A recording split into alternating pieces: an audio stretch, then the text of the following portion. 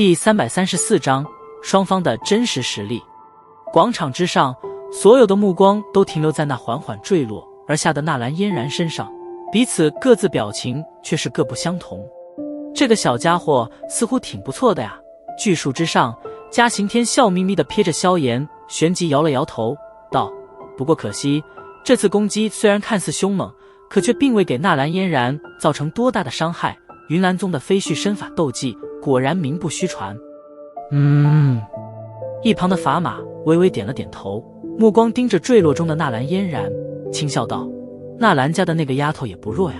看来这3年时间云韵对她的培养很尽力啊。海波东眉头皱了皱，盯着纳兰嫣然，片刻后眉头忽然一挑，他体内的能量正在急速增加着，而且竟然隐隐有着突破斗师的界限。好高深的隐藏实力方式，竟然连我都没怎么发现。云岚宗的秘术果然不凡。嘉行天与砝码两人笑了笑，不管如何说，作为下一任云岚宗宗主的接班人，纳兰嫣然所接受的培养自然是普通云岚弟子难以比喻的。况且云岚宗还有丹王古河相助，再加上本身底蕴的雄厚，所以即使以这般年纪便到了大斗师级别，倒也不算有多离谱。看来这次的战斗将会很有些激烈。那个萧家的小家伙也不是盏省油的灯，而且他手中的那把大黑尺似乎也有些怪异。砝码盯着萧炎手中的玄重尺道，看他双脚落地时所造成的空气流动，那尺子好像很是有些分量。不知你们发现没有，在尺子离手之后，它不仅速度，甚至连斗气的喷发以及浓度都是瞬间变得强了许多。嘉行天不愧是连海波东都极为忌惮的强者，即使是萧炎落地时的细微动静，居然都被他观察得仔仔细细。听得嘉行天此话，砝码微微点了点头，想必他也是觉察到了这些变化。现在看来，这场比试可是一场恶战啊。不过让我挺好奇的是，这个小家伙究竟是凭借着什么，居然能够在3年时间内脱去废物名头，并且还这般快速地追赶上接受着云岚宗重点培养的纳兰嫣然的进度。嘉行天有些疑惑地低声道，不知我们炼药师公会与他素不相识，所以从未调查过他。砝码摇了摇头，目光瞥向场中，忽然道，纳兰家的那丫头要动用真实实力了。场中缓缓坠落而下的纳兰嫣然，在距离地面上还有半米距离时，却是诡异地悬浮了起来，玉手轻挥，身体凌空一翻，然后轻灵地落在了坚硬的青石板之上。望着那落下地后竟然毫发无损的纳兰嫣然，广场上不由得响起一阵松气的声音，美眸噙着一抹凝重。纳兰嫣然望着对面表情依然平静的萧炎，轻声道，你真的很让我意外，不管如何，我至少相信你已经不再是当年的那个萧家废物少爷。对于纳兰嫣然这番有些感叹的话语，萧炎并未有什么回答，只是抬眼淡淡的瞥了他一眼，感受着自己体内缓缓升腾而起的淡青色能量，心中一声轻喃，终于开始展现真实实力了吗？当年的是是非非，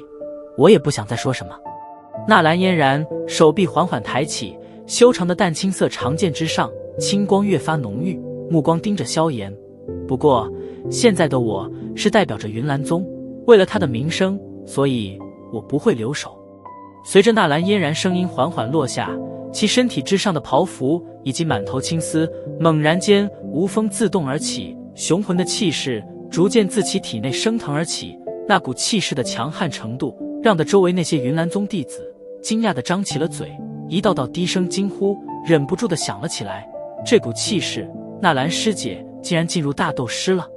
看周围那些云岚宗弟子的表情，似乎连他们都不是很清楚纳兰嫣然的真实实力。没想到纳兰侄女年纪轻轻便是到了大斗师级别，真是让人佩服啊。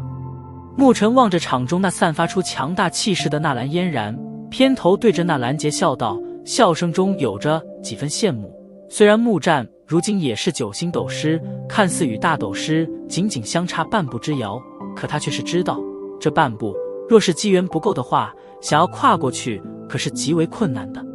木战侄子也不弱呀。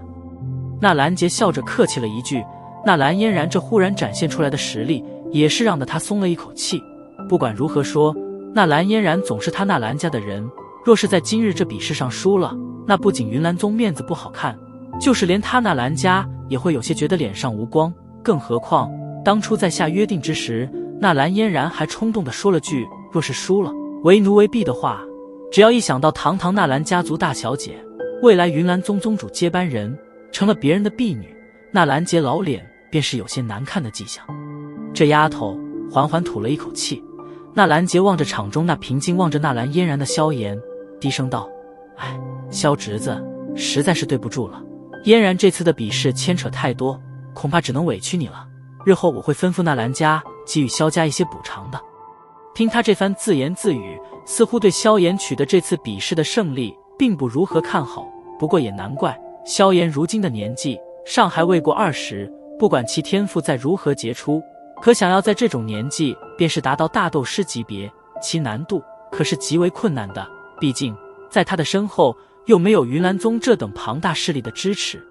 当然，若是正常情况也的确如此，若非是因为3文清灵丹的缘故，萧炎还真的只有在大斗师之下徘徊着。可惜萧炎的这种情况并算不得正常，所以那蓝杰的这番念头是注定要失望的了。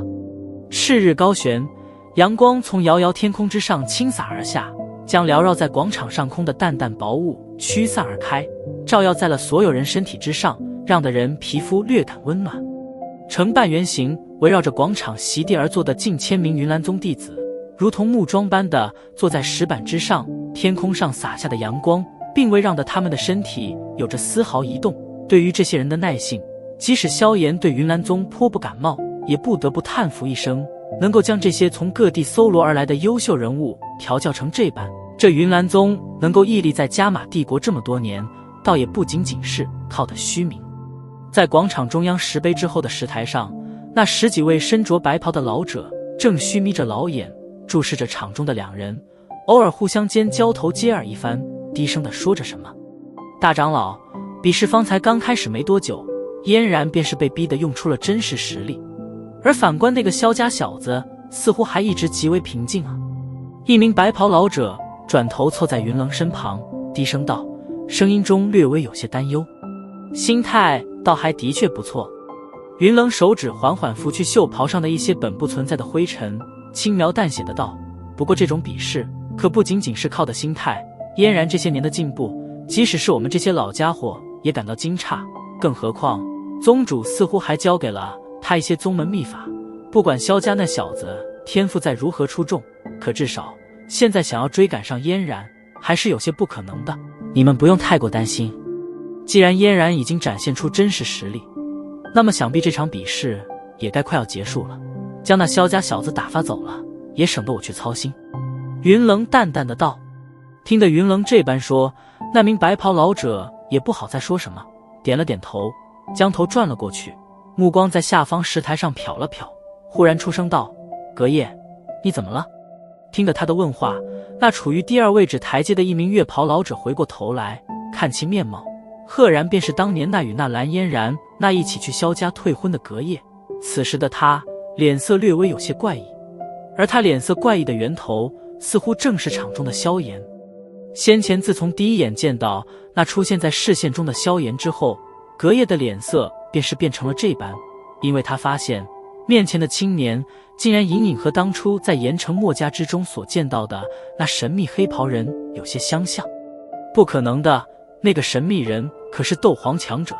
以萧炎的年龄，就算是有着天纵之才，也绝对不可能达到那一地步。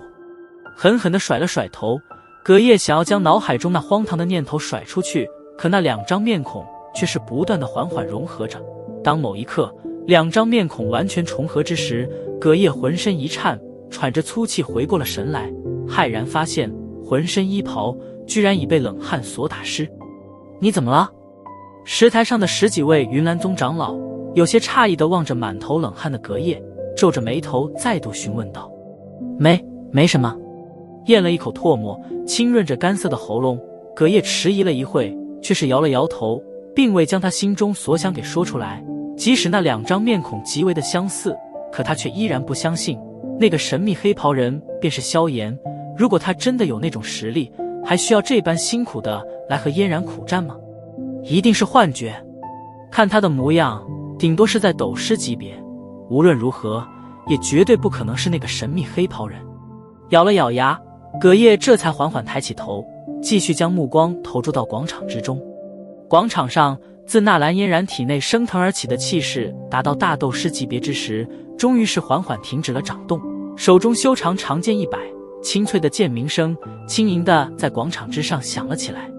剑尖之处，青色剑罡微微吐缩着，遥遥指向萧炎。霎时间，一阵狂风凭空而现。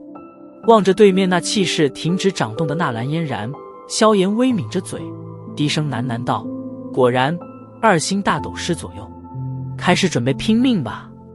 扭了扭脖子，萧炎轻吐了一口气，手掌握着面前的玄重持柄，旋即用力地插在地板之上，身体之上青色斗气犹如火焰一般猛然暴涌而出。半晌之后，斗气消散，青色的斗气铠甲出现在了满场视野之中。斗气铠甲，这家伙居然也是大斗师。望着那套犹如实质一般的铠甲，广场之上响起了连片的抽冷气之声。